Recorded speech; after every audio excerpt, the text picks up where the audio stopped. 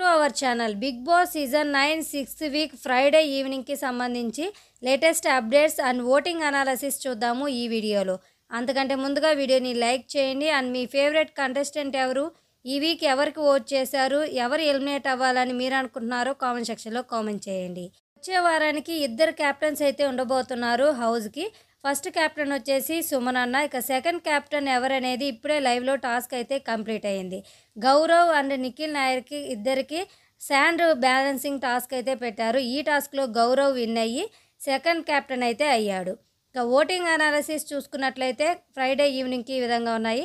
First ప్లేస్లో తనూజ ఉంది 31% ఓటింగ్తో.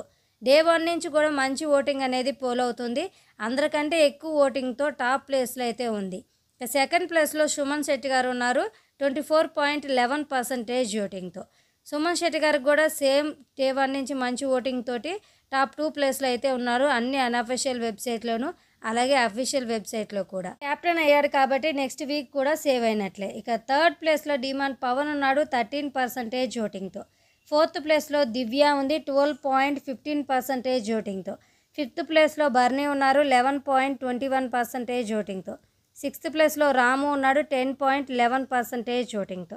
తనూజ, సుమన్ శెట్టి ఈ ఇద్దరు తప్ప మిగిలిన 4 మెంబర్స్ డేంజర్ జోన్లో అయితే ఉన్నారు. ఈ ఓటింగ్ ప్రకారం రాముని ఎలిమినేట్ చేస్తారా లేక దివ్యని ఎలిమినేట్ చేస్తారా అనేది చూడాల్సి ఉంది. వీరిద్దరిలో ఎవరు ఎలిమినేట్ అయితే బాగుంటుందని మీరు అనుకుంటున్నారో కామెంట్ సెక్షన్లో కామెంట్ చేయండి. If you like this video, like and subscribe.